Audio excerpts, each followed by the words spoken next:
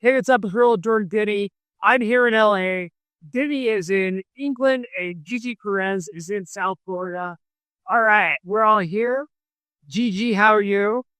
I'm so happy to be here. Just thank you for having me. Absolutely, absolutely.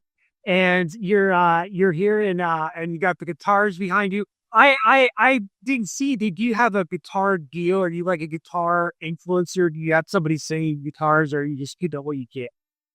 You know what? That's something that I definitely want to explore. I did get this beautiful telly a while ago, like probably last year. But I definitely want to dip my toes into that because I'm definitely a fan of a lot of different brands. This is a Seagull, that's a Fender bass. I'm trying to learn how to play bass, and yeah, my other ones are over here. Can only show so much. Are you one of those people? Are you do you like to record all the instruments yourselves on your recording? Is that why you're picking up bass? You can just play everything, or Totally. I mean, of course, I think that, you know, for something like guitar, I started learning how to record and produce a little over a year ago, which has just been so much fun. I've been doing everything in this room. Um, and I think I found a lot of fun just in playing the guitars myself. Because everybody has their own print. And so I find that it shines like my I want to use a better word than like essence, but essence is what's coming to me. Comes through, and so yeah, I'm really enjoying that. But as far as bass, I think that I'm gonna learn how to play the bass. If there's something more simple, I'll take it on. But I think that there's just so many people who are just so gifted that can hear and see things differently. But as far as like guitars, I feel very like I got the guitars. Hold on, so this is the room where you wrote all of the music. Yes, so I'll show you. This is my bed right here. It's a little I sat in it, so it's not it has a little, like, imprint of the but, yeah. So if I turn it around, which I have things connected, so I can't, but I have, like, my speakers and my interface and my desk and my little foam thing. I'm in, like, a very small room. I'm in a square room, so it's, like, the sound aspect of recording has been pretty like, it's not like, you know what I mean? It's already like very muted. So it's great to be in a tiny bedroom. the obvious difference between the EP from last year and your more recent music is that your EP had more of a full band sound. It was louder. Um, it was more full basically. And your later single, newer singles have more of an intimate, sort of Nick Drake feel to them. Um, is was there like I'm not going to go into to the record label stuff, but was there is that just a result of being able to just like strip down because it was just you making music? Like, where did the stripped down version come from? I think there was, a huge leap between my first song that came out sometimes backwood and my project. And before that before me as an artist, I was in this band called Wendy Lane with my friends in high school. And I guess we've just been on a hiatus because we didn't like break up. We just like we all still work together creatively. One of them has, been producer on my music last project, we're gonna co-produce together. The other one, cinematography, we did the Sailor Song video together. So we're all still together creatively, but not in the capacity of Wendy Lane. And that was very much like a kind of like this was 2016 we got together, and it was like very indie dream pop. Like all of our influences were Can we find this anywhere? yeah, no, it's on Spotify. It's It's a real band, yeah. yeah, no, Stop. did a show at Knitting Factory once. Like Stop. we thought we were fully gonna like go out, and that was our thing. And then everybody went to college, and like just life happens. But that was like very dream pop, very we were inspired by Beach House and Mac DeMarco and Julia Jacqueline and like all of like um those darlings. And I think that my my love and the things that I'm attracted to sonically, um, I guess the range, there's a lot of multitudes, I guess, to the things that I've always enjoyed and the kinds of music that I've created.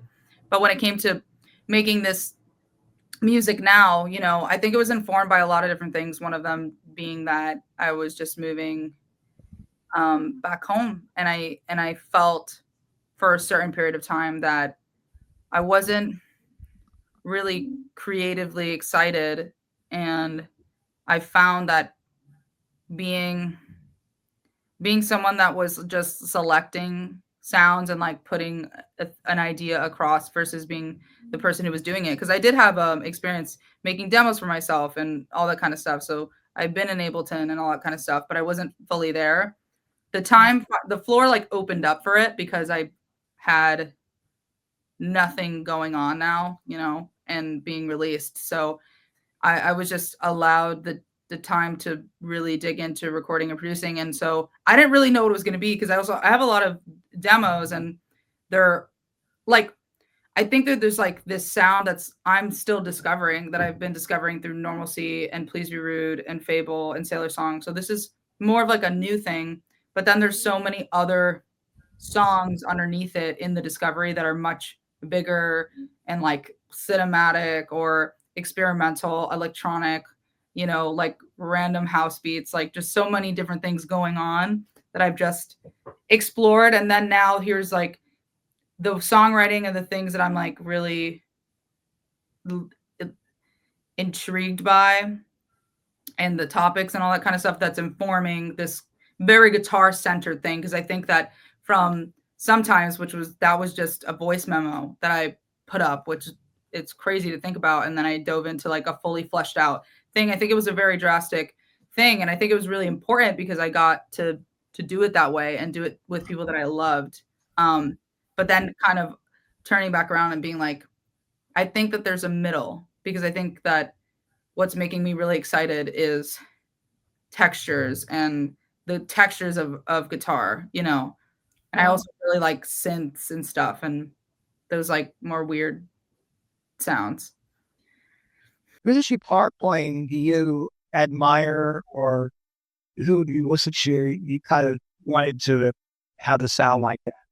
You know, it's interesting because I feel that I have many people who I love their music so deeply. I'm thinking like as a performer, like as guitar performance in itself, it's interesting because I really don't feel that anything comes to mind. I think that there's definitely someone in there and a lot of people, but I guess I've never really thought about, I mean, I do have this like playlist on Spotify dedicated to guitar stuff, but I don't think I've like, I guess tried or like been like, this is really cool. I think like maybe in like songwriting and the way I think probably Alex G would be the biggest. Wow, I love him. It took a second to rise to the top, but I Yeah, think yeah. feeling about him and like the way he structures his songs and the way that he plays them. I think like a lot of like the muting and stuff like that. I've just been a big fan for a long time, so I definitely think that he's rubbed off on me. Can we talk about that process of you kind of getting comfortable with recording and producing a lot of your music? Yeah. I mean, I remember when I jumped into it, I was reaching out to a lot of my friends that were producers that I loved and kind of wanted their read on. And it was interesting because there were people who were like really did things the studio way. And so I was looking for a lot of guidance there. And I was also looking for guidance for the bedroom producers. And then I met Noah Weinman, who co-produced with me on Sailor Song. And that really resonated with me. And at that point, I had already been doing my demos and being on YouTube and Reddit, just kind of trying to figure out like, okay, what mics, you know, what's the deal with the mics? What's the deal with? And I thought going into it, I was like, I remember just sitting down, like, okay, I have like X amount. Like I moved back home because I'm like, I'm not going to have any income to live anywhere. So I'm moving back home and I'm just going to try to like be conservative, but also not with I know I need to buy whatever gear I need to buy now, because after this window, I'm just like done. And I don't know when, because I wanted to go full throttle into production and recording. And I'm grateful that I've just been able to come back home to do that. But at one point I was like, okay, I don't know how long I can do this, because I need to, like, I'm going to be 25, and I was just anxious about a lot. But I was like, okay, let me just go for it. And I was really surprised. I used my SM7 for pretty much everything.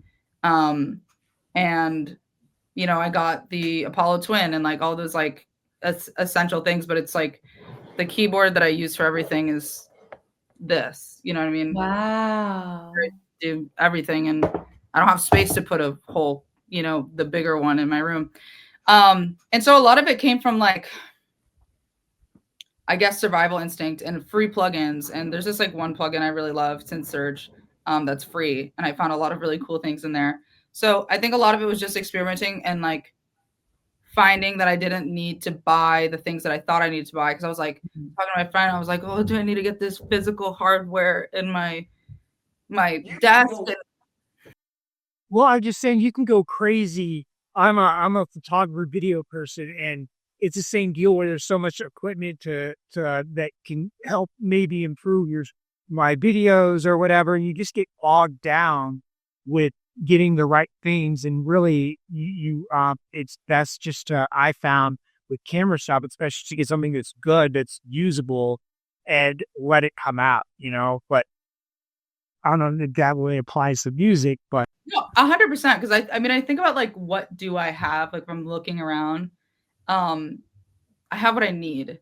And so it's interesting because I want to keep that true to the process that I've been doing, adding a little few things here and there that, like, I know, like, I'm looking to dig deeper and elevate, but not like take away or change anything really. So not even elevate, but just dig deeper. Because I think that there's just so much that I've yet to explore. There's still so many sounds that I have yet to really like use. And then there's the ones that I really love. But it's I think as far as that, one of the big things like I was so shocked about was just watching YouTube videos on EQ. And that changed so much when I learned about EQ and like not going insane on reverb. I was like talking to Marie, our girl in red.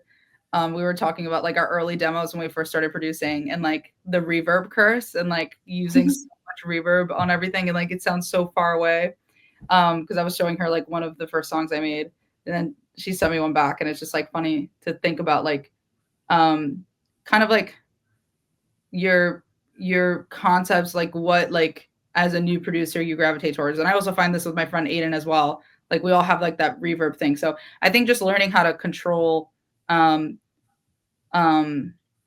sound and like blending and all that kind of stuff, which I was just so pleasantly surprised. Like I'd never, the last time that I felt that kind of excitement that I'm just experiencing now was when I was 17 learning how to write songs, And so I'm feeling that wind again with production. There's just so many options and genres, and it all feels, at your fingertips now in a way that like before, if I wanted to make something and I wanted it to sound crazy, I'm like, I need somebody, but people, aren't always available for that. So it's just been really nice to get to know myself in this way. It feels really nice.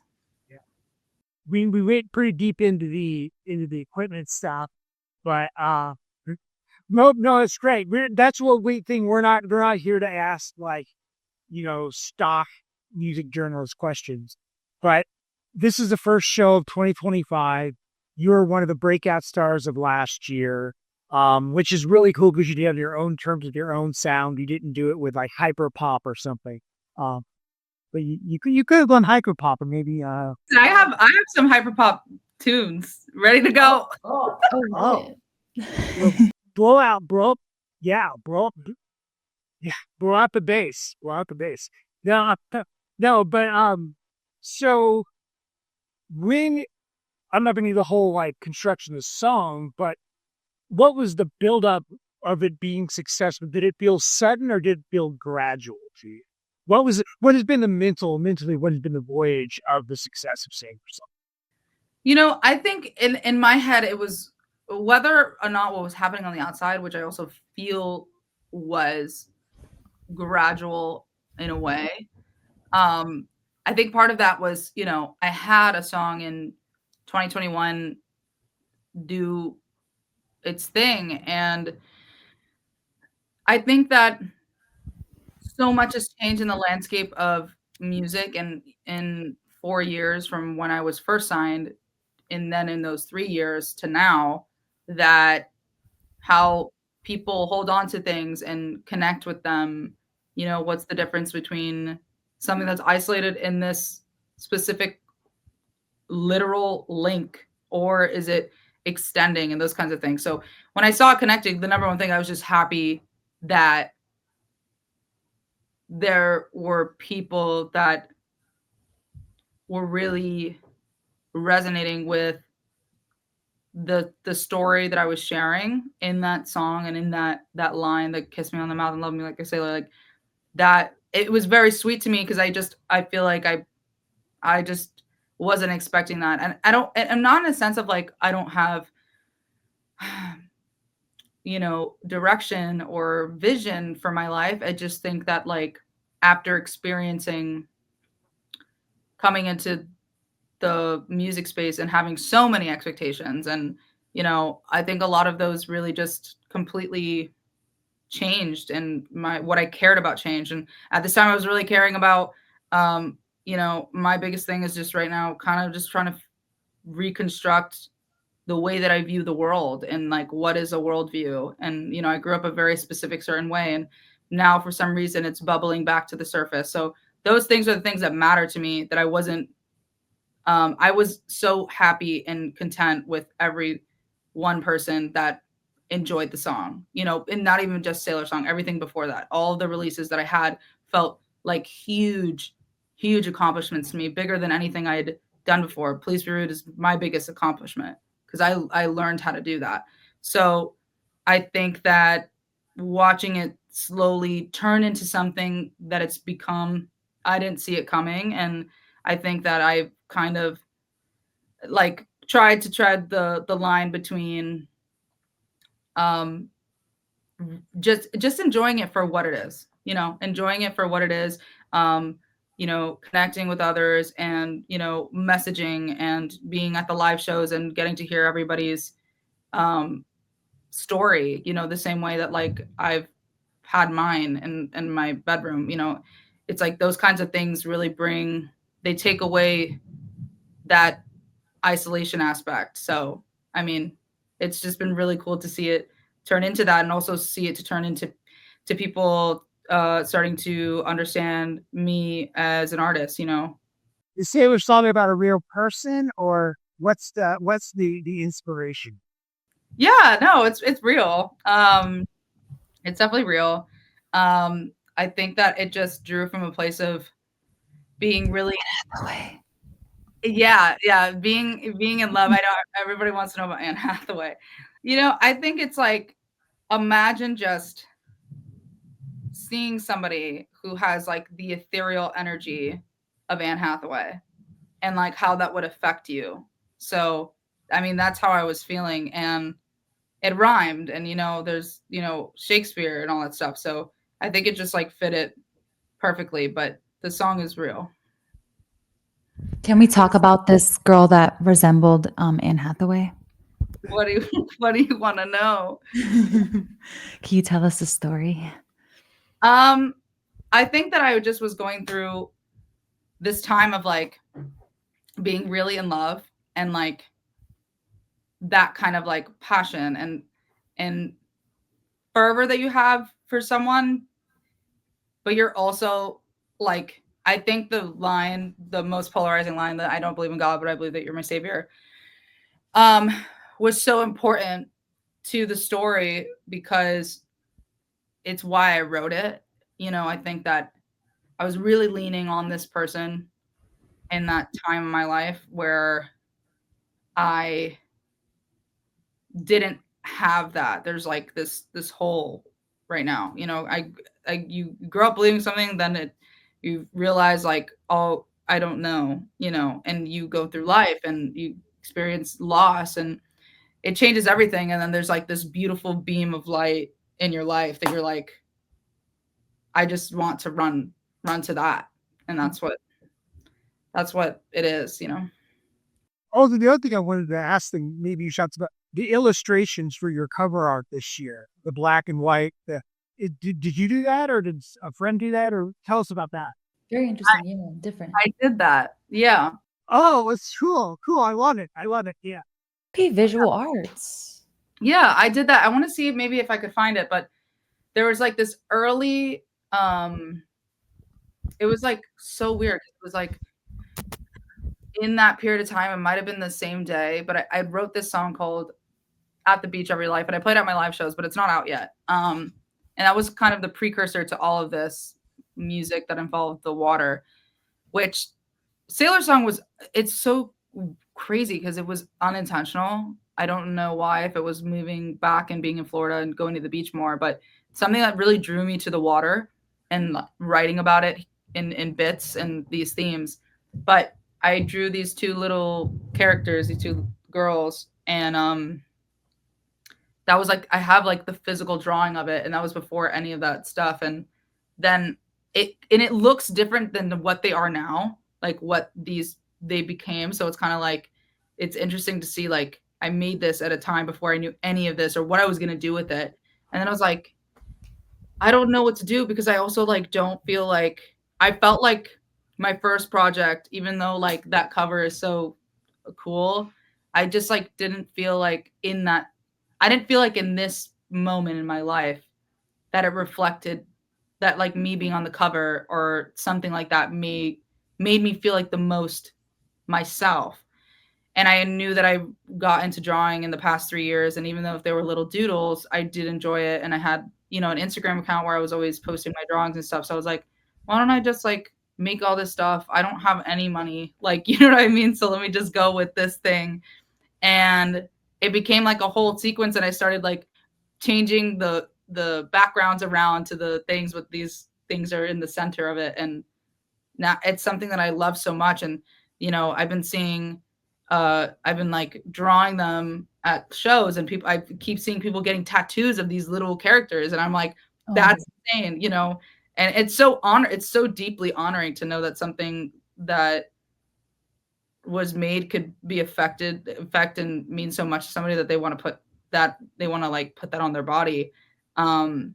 It's just like surreal, the life that these little two drawings have taken on.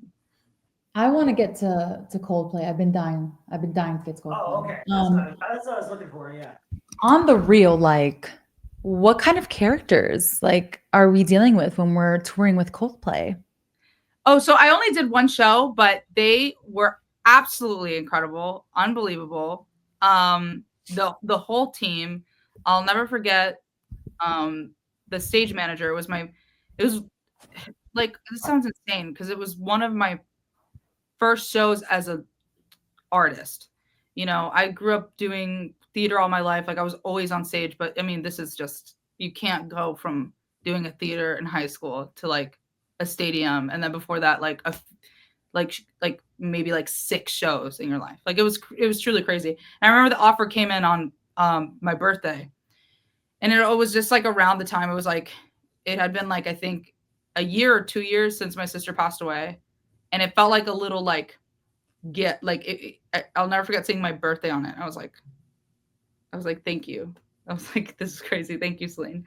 But I remember being so nervous about that show because there's just such little touring experience, and I didn't have a tour manager, and I had my manager who did, like, we were both new to the industry, and he had never done a show because he's a manager, not a tour manager.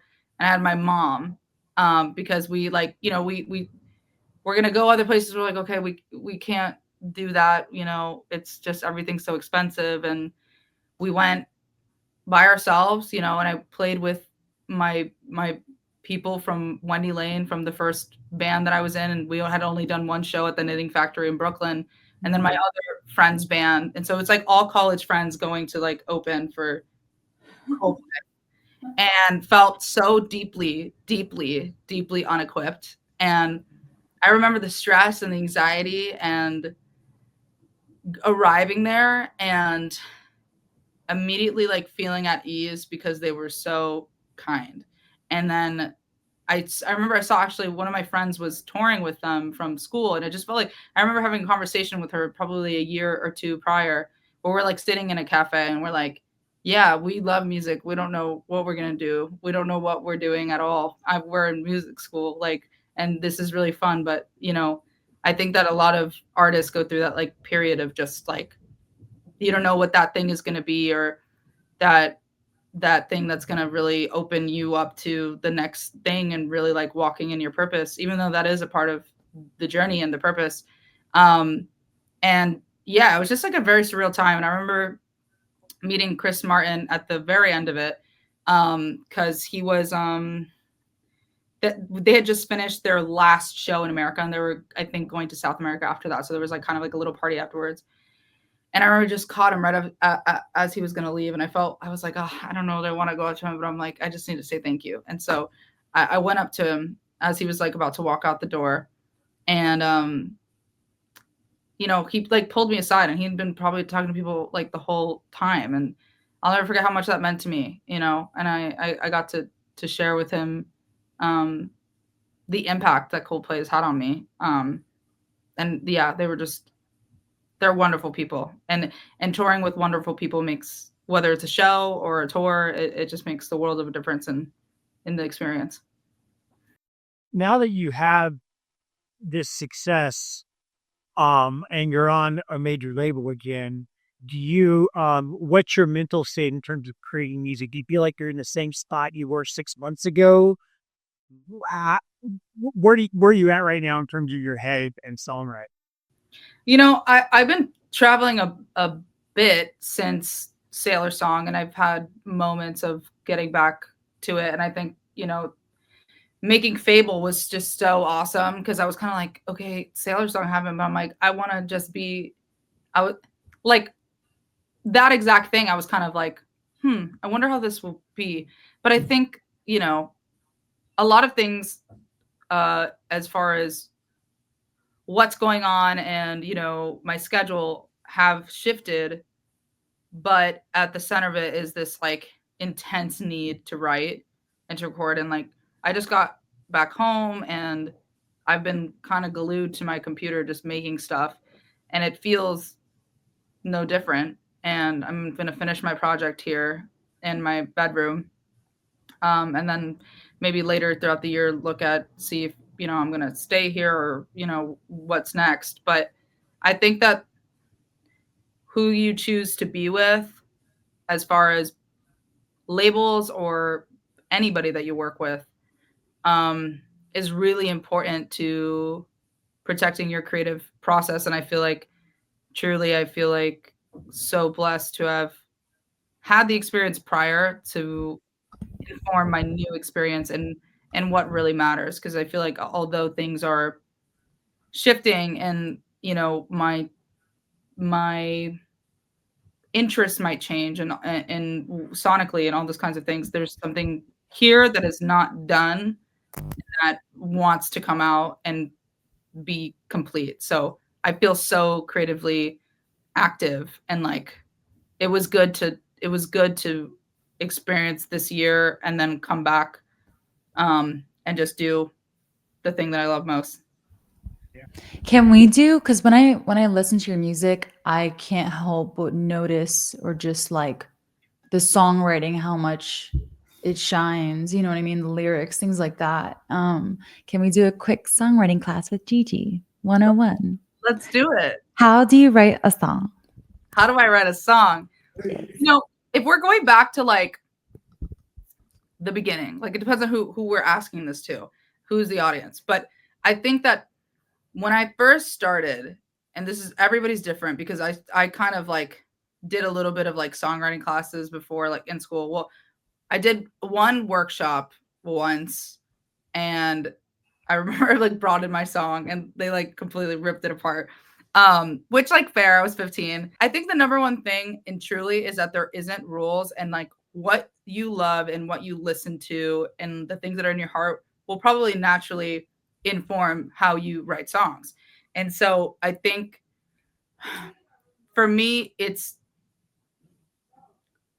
was the instinct when I had 15, when I was 15, doing poetry and turning that into little melodies and stuff, and that just continued to evolve. I feel like I tend to write with sometimes a pop structure, but not always. You know, I just made like this weird thing that I really love, but it's so there's like the beginning starts with feels like a chorus, and then it goes into like this weird break with some stuff, and then it ends with maybe an outro. Like it doesn't make sense. So I think it's really just dependent on what is it that you want to say, and so less focus on like how do I craft the perfect song. But if you ask me how to write a pop song, I can tell you verse, pre-chorus, you know what I mean? And those things work. You know what I mean? Because I mean, Sailor Song is very much written in a pop structure, you know, Yeah. everything aligns to that. But I think it's just dependent on what you're looking for. What is the story? Yeah, we are our final show of the year. I showed you kind of like your review, and we're talking about, of course, the pop girlies thing, and specifically Chaperone, because these songs have intros and pre-choruses and bridges and solos and stuff like that, and they're 3.5, 4 minutes long, and it feels like a breath of fresh air because we're not just doing these analytical 2-minute TikTok friendly hook heavy kind of songs. So I feel like a whole new toolbox is opened up. You know, there's a whole new window open up. Do you feel excited and I ask this because you're a singer songwriter who happened to have a pop hit. Do you feel excited about the direction pop is going? Or are you kind of like, how are you feeling about like the top 40 and the way pop music is going right I think prior to anything that had to do with me or Sailor Song, it's weird because there was a period of time, probably 2023, and I think it was related to a lot of stuff. It was personal stuff. I was career. I was just so not in a great place. I would listen to so much dark noise. Like that's all I would listen to when I traveled. Like I didn't, I What needed is dark noise? So it's like white noise. Yes. So it's like that, but it's like white noise hits like higher frequencies, so it's a little more brash and up here. Whereas Just like like dark low end. noise is lower and it's more covered and it's like soft. And so I spend a lot of time doing that. And then I think things started to just shift and change throughout the year. And then, I had like loved My Kink is Karma and Casual. I hadn't fully gotten into Chapel as an artist yet. But this summer when well, I can't remember the timeline, but whenever Chapel was really starting to go insane, and like listening to Rise and Fall of Midwest Princess, I cannot tell you with that and the combo with Short and Sweet, like I cannot tell you like what that did for me and my belief and faith in pop music and how happy I was to be hearing that wherever I went. Like I have loved music this year and hearing songs wherever I went. No matter how many times you play it, I'm not going to feel like, because it just feels so good, so real, just like you said, a breath of fresh air. Like I feel like there is so much like creativity, and it's done with like in like a strange way. Like it's not like, it just feels like everything that I love, you know what I mean? Just like everything that I love. I think that pop music and the way the girls have been doing it, I've just been like so overwhelmed with joy about it. So I'm definitely here for it, and I'm excited to see everybody getting brought together too, because I feel like that's a really, really beautiful thing I think about Chapel's music is being able to have really awesome conversations about how this music makes us feel and how this artist, you know, makes us feel from everything, not just the songwriting, but the creative side of it. And everything feels so perfect and different, you know, than anything I've seen. So I'm totally here for it. Let's go. We'll we gotta let you go here in a second, but look to the future here. You got a tour coming up. And this is your first headline tour? Is this a headline tour? Yes, I can't believe it. Pump it up, yeah. I'm so excited. I mean, I think it's I've played a decent amount of shows in the past few years, and particularly opening slots, and I love being a support act. And you know, I feel like I've just met amazing people through the experience, made new supporters and stuff like that, and it's been amazing. It's a wild experience to do a headline show, you know, and like know that the people are there for you. I remember like my first headline show, and I was just really nervous because I think that, you know, that song that I had really skewed my perception of like who's somebody that's going to come see me, you know?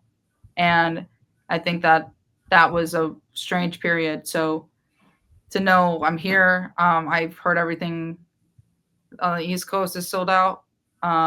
It's unbelievable. It's really unbelievable. We've done upgrades. Like, I don't know. Touring has always been just like an interesting dance for me. So to know that I'm walking into rooms where they're there for my music is like, that's just such a gift. And I just love playing live. So it's just so much to look forward to.